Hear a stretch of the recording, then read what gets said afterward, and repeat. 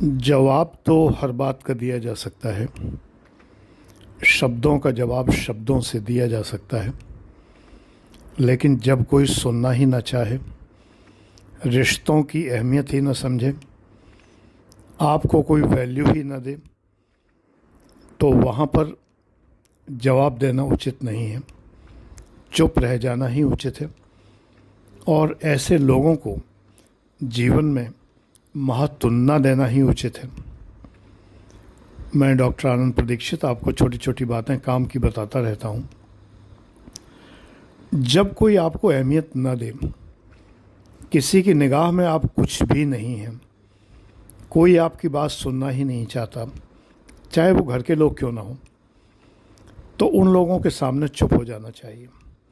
अगर घर के लोग हैं तो आप छोड़ तो सकते नहीं, अगर छोड़ने लायक रिश्ता है तो छोड़ भी सकते हैं। कज़िन्स हैं या चाचा मामा फूफा मौसा टाइप के लोग हैं, मौसी टाइप के लोग हैं, बुआ टाइप के लोग हैं, मौसी टाइप के लोग हैं, तो आप छोड़ भी सकते हैं, उनसे कोई मतलब ना रखें। लेकिन माता पिता भाई बहन को कहाँ छोड़ेंगे? एक ही घर में रह रहे हैं तो इग्नोर कर सकते हैं, मुस्करा के टाल सकते हैं। जब कोई आपकी वैल्यू ना समझे तो क्या करना चाहिए? बच्चों ने पूछा है मुझसे कई बार कि घर में कोई मेरी वैल्यू ही नहीं समझता।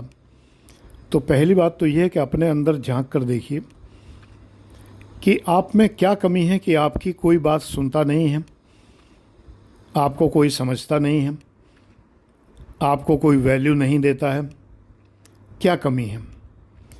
किन बातों पर, किन क्रियाकलापों पर आपको ऐसा रिएक्शन मिला कि आपको लगता है कि आपको वैल्यू मिलनी चाहिए थी लेकिन वैल्यू नहीं मिली? ये जो है थोड़ा सा अंतर मन में झांक कर देखिए और देखिए, सच्चे मन से देखिए, निष्पक्ष भाव से देखिए, अपना पक्ष मत लीजिए। ये देखिए कि आपने हो सकता है ऐसी हल्की बात कर दी हो जिस बात पर आपको किसी ने वैल्यू न दी हो सकता है आपने अतार्किक बात की हो जिसमें कोई तर्क ही ना हो सकता है आपने कोई ऐसी बात कही हो जिसमें कोई वज़न ही ना हो, जिस पर ध्यान दिया जाना ही आवश्यक न हो, या आप जब बोल रहे हों तो दूसरे लोग इतनी ज़ोर ज़ोर से बोल रहे हों कि आपको किसी ने सुना ही ना हो। इंतज़ार करना चाहिए, जब थोड़ी सी शांति हो तब बोलिए। धीमे से अपनी बात स्टार्ट करिए, गंभीर आवाज़ में और धीमी आवाज़ में अपनी बात स्टार्ट कीजिए। जब आप बहुत तेज़ बोलेंगे तो कोई आप पर ध्यान नहीं देगा, ऊंचे स्वर में बोलेंगे तो कोई आप पर ध्यान नहीं देगा। धीर गंभीर आवाज़ में जब आप बोलेंगे, आवाज़ का वॉल्यूम जब नीचा रखेंगे तो लोग ध्यान लगाकर सुनेंगे। गंभीरता से बोलिए, जैसे मैं बोल रहा हूँ, गंभीरता से बोलिए। कुछ लोग इतना टनटना के बोलते हैं, चिल्ला के बोलते हैं, बजते हैं, जैसे बोलते नहीं हैं, बज रहे हो, घंटा बज रहा हो। अगर वैसे आप बोलते हैं तो अपनी बोली का परीक्षण कीजिए, आत्मनिरीक्षण कीजिए और देखिए कि आपकी बोली में क्या कसर है।